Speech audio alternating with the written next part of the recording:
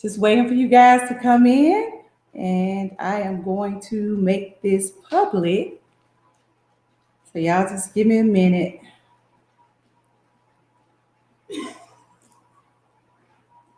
I got two of my favorite people here.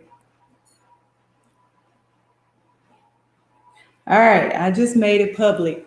So as you guys can see, we are missing one person, my favorite. Um, Thank you guys for hanging out with the Johnsons tonight. I am so excited about our special guests, two of my favorite people outside of my honey. I miss my honey. But as you guys can see, he is not here. He is actually working. He's been working nonstop since it started snowing. So, he told us to carry on. And so I'm excited about these two folks that I got beside me. Before we get into our topic of discussion, I want to make sure that you guys are staying safe and warm. The temperatures did go up a little bit today, so that's a good thing. We all got a chance to play in the snow. We hadn't played in the snow for a while. Hey, Michael Johnson. Hello, hello, hello, Cookie. Hello, Jaslyn. Y'all come on in. Jaslyn, my little niece. Come on in, come on in. But as I was saying, I hope you guys are get a chance to play in the snow. We haven't had snow like this in a while, and it is beautiful, guys. We got a chance to play in it. I took my dog outside, and at first he really didn't like it. He didn't like the fact that he came in shivering. It was really cold one day. He came in shivering, his little legs were shaking, and he didn't know what was going on because he's like, oh, what is all this stuff? I just want to go to my spot. So, he is really adjusting to the snow thing. Other thing is the streets are clearing up, so that's a good thing. Some of the snow melted off the streets, so that's a good thing. I did hear that in Memphis there is a water issue. So from what I understand, you have to boil your water. So please be sure to do that. I'm not sure what happened, but I don't know if it was some type of I don't know. I'm not going to even try to guess. But if they say that you need to boil your water, please, please, please boil your water. And also, one thing I want to tell you guys about, because I love sharing information with folks, things that I think are beneficial. I love sharing information. And initially, my husband and I, we were with American Home Shield. And that's where if anything in your house break down or any appliances or things like that, you can contact them. You pay like a deductible each time, and then they cover things. But American Home Shield didn't work for us. But we actually moved to Sears Home Warranty. And your products in your home, they don't have to be by Sears, but it doesn't have to be a Sears product, but they cover any product. And I love the service. It's a monthly fee, and they cover pretty much anything in the entire house. So just want to get that information out there. If you guys don't know about that, I learned about it from my father, and they basically, anything that has broken down in my parents' house, basically Sears, if they can't fix it, then they replace it. So just an FYI to everybody. So we're going to get in our topic of discussion for tonight. So tonight we are talking about young adults with a purpose. Young adults with a purpose. So I have these two beautiful individuals beside me, and they are young adults. And we know that, young adults face different things in this day and time.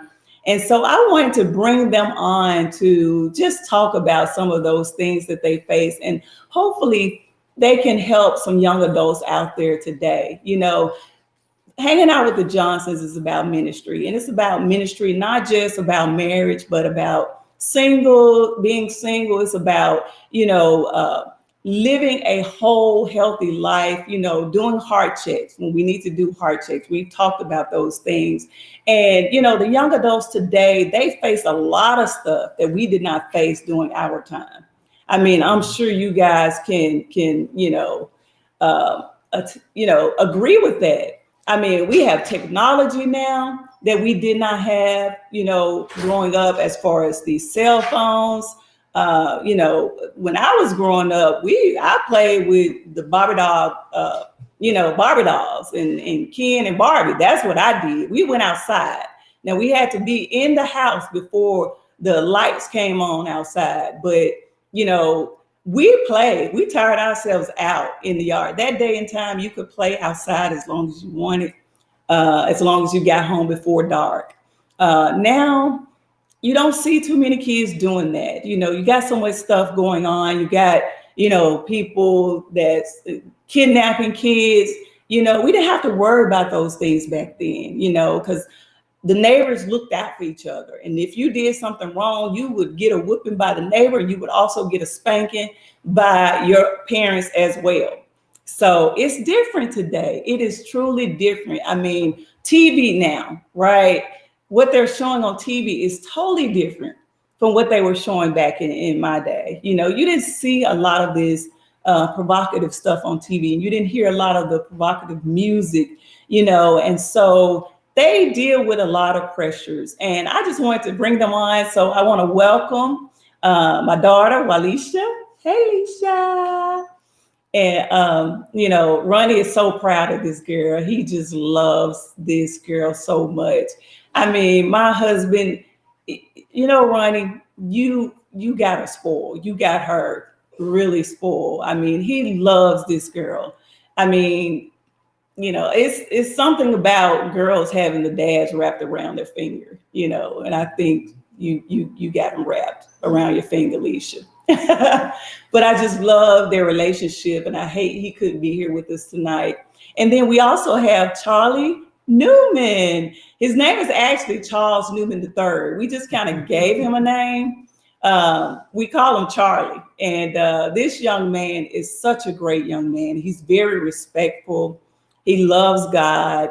And, he is just, you can tell he got great training from his parents.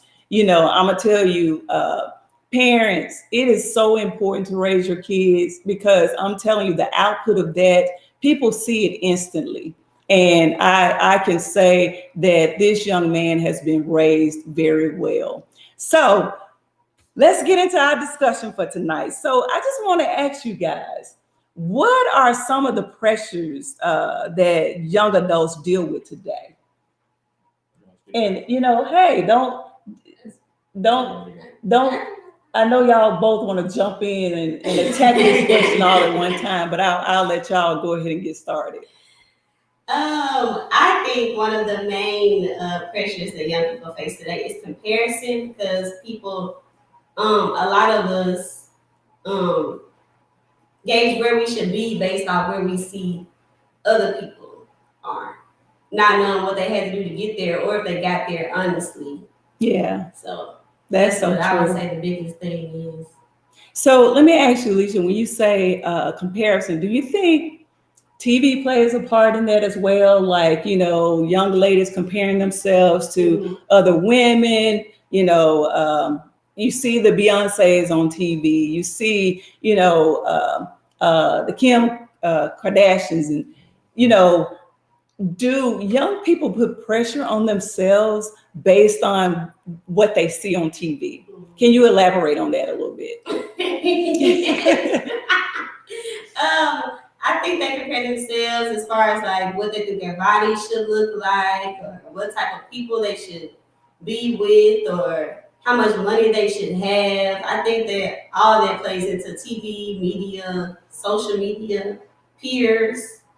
And some of this stuff is artificial anyway, so I don't know why we compare ourselves to that anyway. So you made a good point when you said comparing themselves based on the shape or how much money. When I was y'all's age, of course I wanted to make some money, but I I was not comparing myself to someone who is 40 years old in their career, right?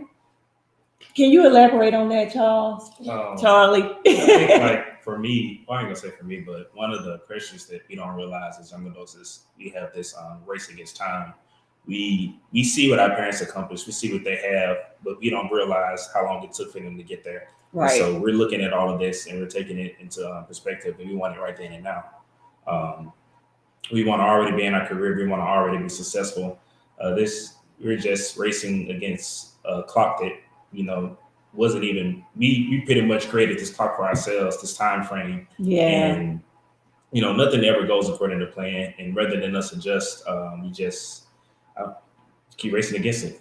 So basically you made a good point when you said sometimes things don't go as planned, right? Mm-hmm. So, that's where, we have to put our trust in God, right?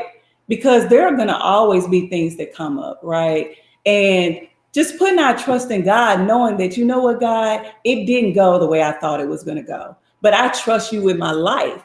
And I think that's sometimes the place that young adults sometimes have a little bit of a struggle getting to is, Lord, I trust you with my life in spite of what I see on TV, in spite of what I see, and the other thing that you said was, you guys sometimes dismiss, young adults sometimes dismiss the story in between, right? You see the output or the final products when you're looking at your parents or other adults, but you're not really looking at the full picture.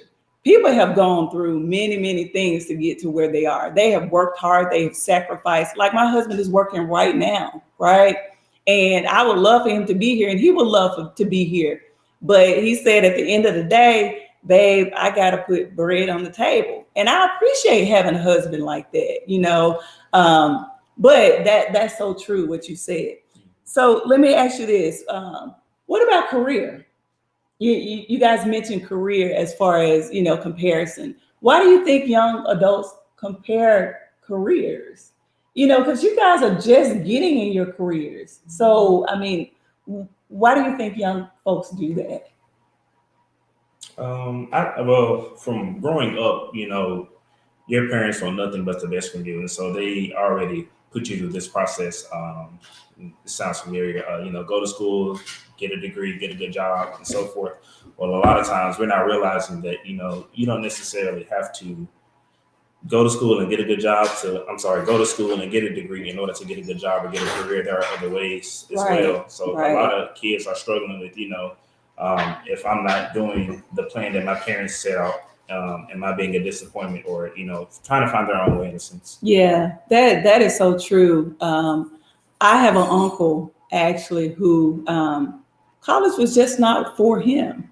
And but what he did was he went to a trade school and he learned how to fix air conditioners.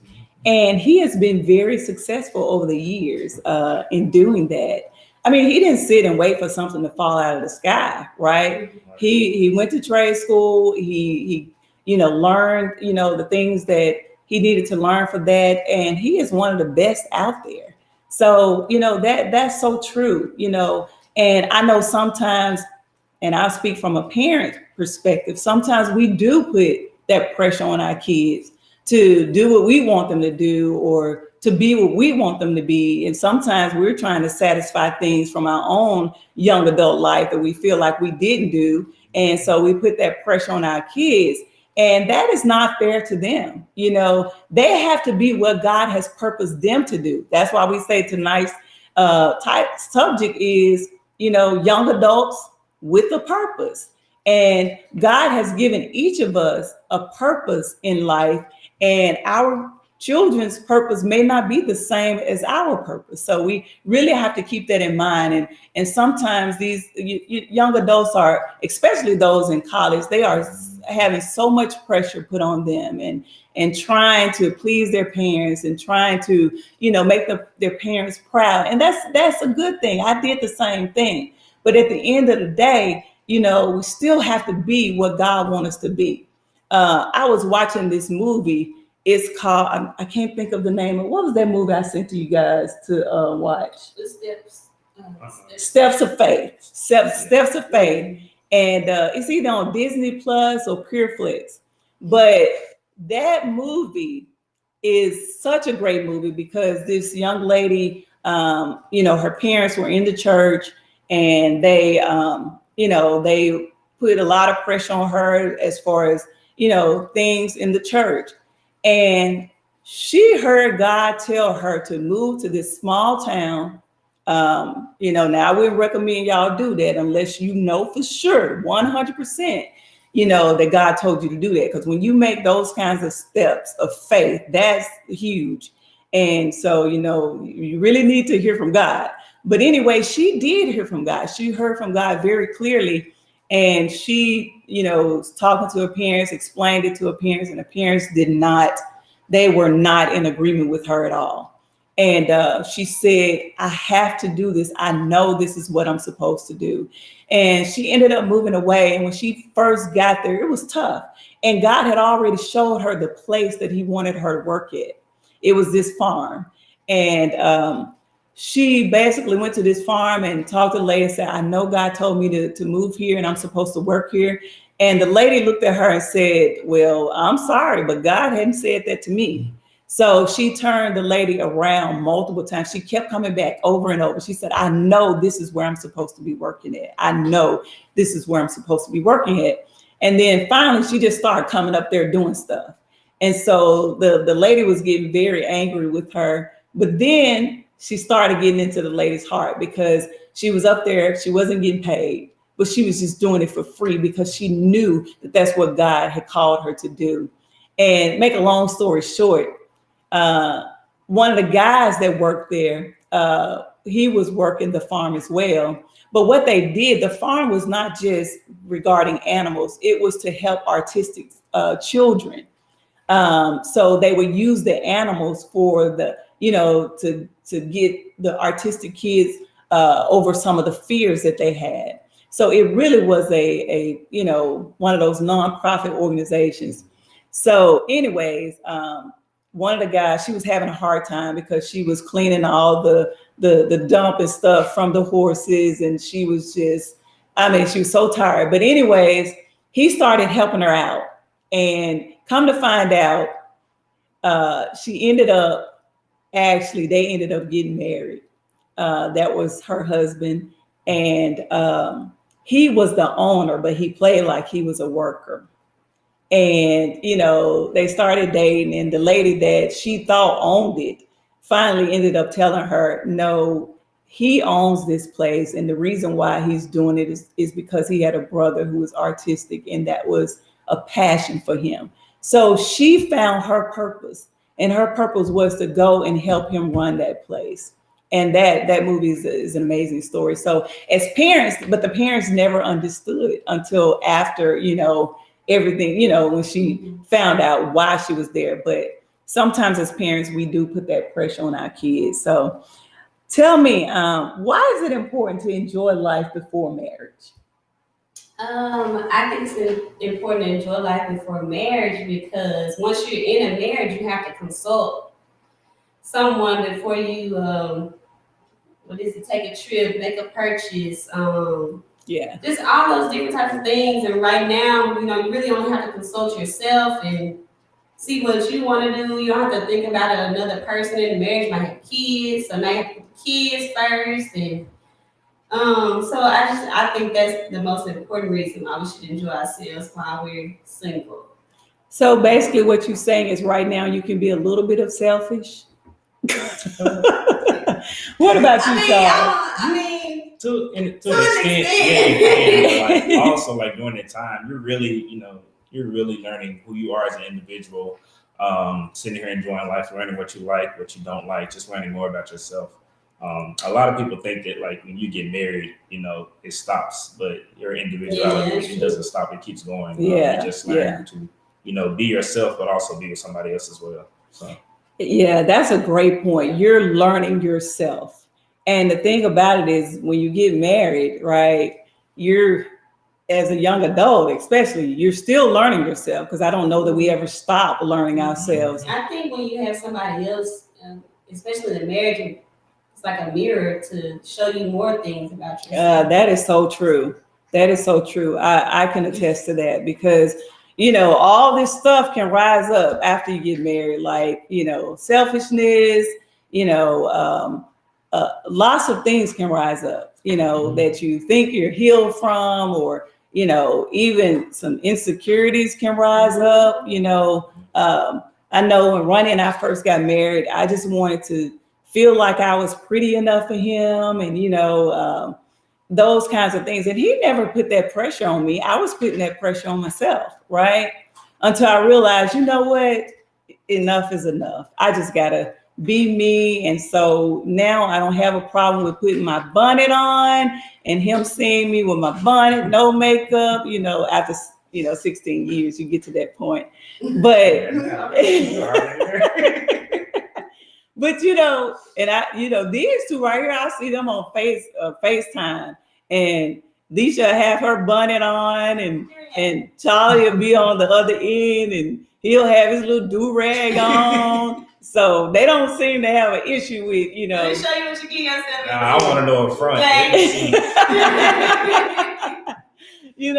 That's so key. You want to know up front, because you don't want to try to be a Barbie doll every day, and then after you get married, and then y'all wake up together, and then it's like, who are you? Who are you? So, it's just be yourself, even in the dating process, be yourself. Everything that the person, needs to know about you outside of sex, of course. We want that to wait until after marriage. But, go ahead and show. If you have some flaws, it's okay to let that person see your flaws. It's okay to let that person know that you're not perfect, because none of us are.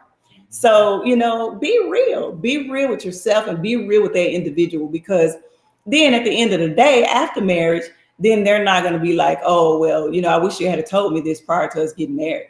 If your credit is jacked up, go ahead and tell it early. It's okay. Those things can be fixed, but what's not okay is to hide stuff from that individual. So anything on that you guys want to point out? My mom always say, like, nothing gets created in a marriage. It's everything's just enhanced. So what's already there to begin with, it's just gonna blow up and be amplified. That is so true. I told y'all his parents taught him well. His parents taught him well. How do y'all balance school and work? Because school these days is different. Like kids in elementary school, they're doing algebra problems, and it's like, really, we didn't do this. I didn't do that until we got in junior high.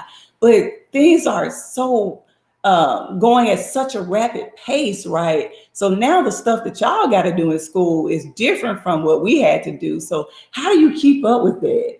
I think the more you pour into yourself, the more you have to give to school and work. So I feel like it's important to just keep a calendar. Charles just got me a calendar. I was forgetting deadlines at school. So it's just important to pour into yourself, because you practice self-care, making sure you work out, eat right, all that stuff that we're trying to do now, it helps you to be your best self for work in school. Yeah, that's so true. You definitely have to prioritize. When I was in school, situation was a little bit different for me. When you tend not to have an option versus something being an option, you tend to succeed a lot more, because you kind of like, you don't have nothing to go back to. So when I was working and going to school, I didn't have a choice but to do well in school, because I was going to school to quit working the 3 jobs that I was at the time. So 3 jobs? Yeah. Oh, wow. So I didn't have a choice but to succeed. So I had to make it work. How did you even keep your eyes open? I slept in spurts when I could. Wow, but that's about sacrifice, right? Mm-hmm. Sacrificing to get where you want to be in life. And, in life, sometimes it takes sacrifice. Usually all the time it takes sacrifice. My husband is sacrificing right now. He would much rather to be at home, But, it's people out there with bursted pipes, water in their homes, and he's trying to get the water up. And so it's sacrifice. He's away from his family. But at the end of the day, he's helping another family, getting their houses restored and things like that, and businesses restored. Sacrificing now to enjoy later. That's what I always say. I've always told Leisha that when she, going to school, and there were days where she would be so frustrated, and there were days where she would actually just break her down and cry and say, this is just too much. And I would always remind her, sweetheart, you're sacrificing now so that you can enjoy later.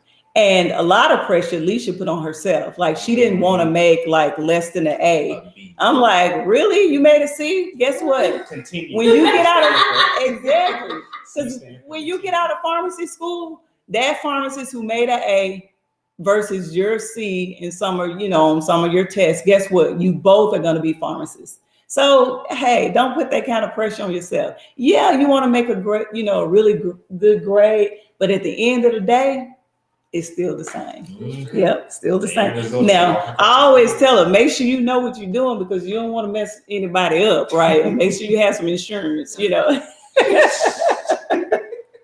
But the last question I want to ask you guys is, why is it so important to make the right choices early in life? Choices you make now determine what kind of life you have later. So I think that's the most important thing with it, making sure you budget wisely. Charles is big on budgeting. Making sure that you hang around the right people, because if you hang around 4 types of people, you're gonna be the 5th one. So making sure you prioritize what's important. Doing things that you would look back on and say, I'm glad I did that. Right. So true. So true. And before Charlie answer, if you guys have any questions that you want to ask these young folks, please post it in the comments, and we'll answer any questions that you have. Hey, Aaron, Allison, Nadia. Hey, y'all. Hey,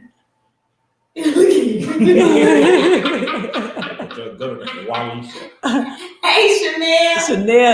Chanel said your full name, Walisha. Hey, sis. Okay. Hey, Gloria, cousin. So, Charlie, I want you to answer that question as well. Why is it so important for young adults to make the right choices early in life?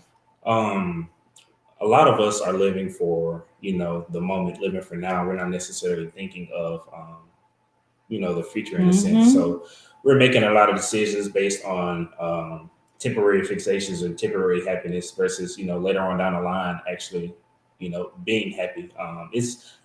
I didn't realize the decisions that my parents were making for me growing up until now, like not letting me do certain things, or not letting me go outside to play and making me study or focus, or not letting me do this or that. And not to say that I'm better off than some of my peers or whatever, but I didn't have to endure certain things that they did because I made the decisions that I made. I avoided a lot of hardships. I avoided just a lot of hard life lessons. I just kind of, I'm not gonna say I had the upper hand, but I was prepared in a sense. So yeah. You know what? That's so true. It's so important as parents, guys, to protect your kids, until they get to a certain age. I remember when Leisha was younger, Ronnie and I did not allow her to have a cell phone real early. When she was really. Hey, Audrey. We didn't let her have a cell phone when she was like really young. When she was in like her 7s and 8s and things like that. But she started riding the bus when we moved to Olive Branch. And so it was one day she came home and she, I think you were what, 13 at the time or 14? Had a cell phone at 14? 13. So I'm gonna tell y'all why. It was 12. We broke down, and the reason why we broke down is because she left her key at home, and so she couldn't call us, and so she ended up going across the street to the neighbor's house, and that's how we found out that she was locked out. And of course, your kid is locked out. I don't know if it was Ronnie or me. I think it was Ronnie came that day. He was balling to get home so he could make sure she got in. But he was like, babe, we're going to have to get our cell phone now. I don't want her locked out because these people crazy out here and I just can't, So I had to hear all of that. I'm like, babe, we just need to go and get our cell phone now. I know what you're saying, but we got it. So I was like, that I understand. But I was, we both were trying to protect her from a lot of things, and that's so strict, important. Y'all. What Very was strict. your first home? A rent. Your dad is strict too See? sometimes on certain things. He is strict too. So not just me. Yeah, that's fine. All right, we have a question from Javita Staples. Do you marry for convenience or love? Love, definitely.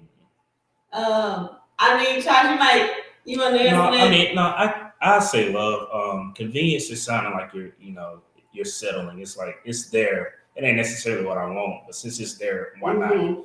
Versus being in love. When you settle for so much, you're never really gonna be happy. There's gonna be things about this individual or just about the situation that just always just gonna just be at you.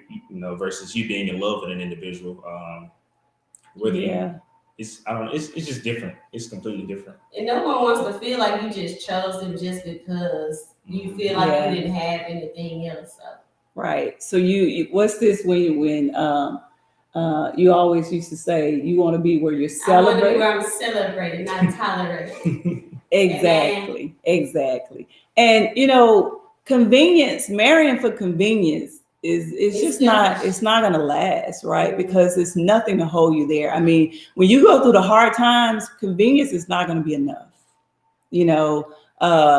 Love, and most importantly, being led by God. That's the most important thing. Being led by God on who you should marry, because at the end of the day, God is not concerned about all this stuff we look at sometimes. He's not concerned about, ooh, he got curly hair and ooh, she's so fine. He's not concerned. He's concerned about what can you do together ministry wise. He paired people according to what he has called them to do, and so that's what is going to last, because when God is in the middle of the marriage, then you can last for a lifetime. So let's see, that was a great question, Javita. Thank you so much. Let's see what other questions we have. Let's see here. Did y'all see one?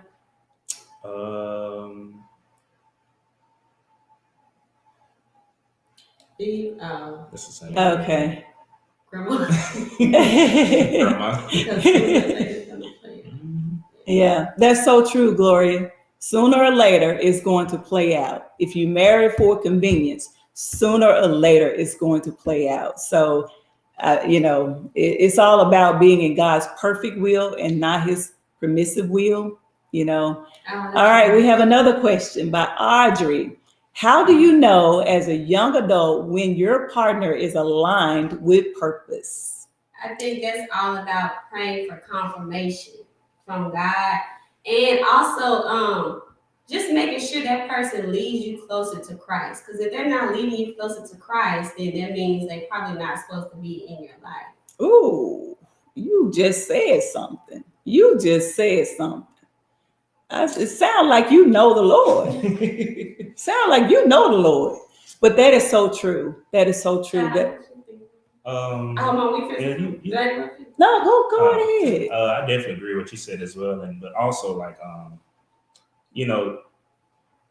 since being with Leisha, just opportunities and doors have just been opening for me ever since. So it's things around you just happen that just kind of you just kind of know, like it ain't nobody but God, and that also like, okay, this is where I need to be as well, because all these things are like getting set into motion because of the place that I made in life. Wow. Then y'all gonna make me cry. It's so sweet. And Charlie is just a sweet young man. He really is. My husband loves him. My husband loves this young man. And like I said, he's very he's been raised very well. He speaks very well. He carries himself in in just a godly way. And, you know, I just thank God, you know, just to have, you know, have him in our lives. You know, we don't know where it's going, but you know, hey, I just thank God for him. I really, really do. Really thank God for him. All right, let's see. I think that's it. So we're over a little bit tonight. So we're at 8:35. But thank you guys so much for joining us. Hopefully my babe will be on next week. I'm ready for him to come home. But he's working, making it happen. So honey, I love you, and hopefully you'll get here soon.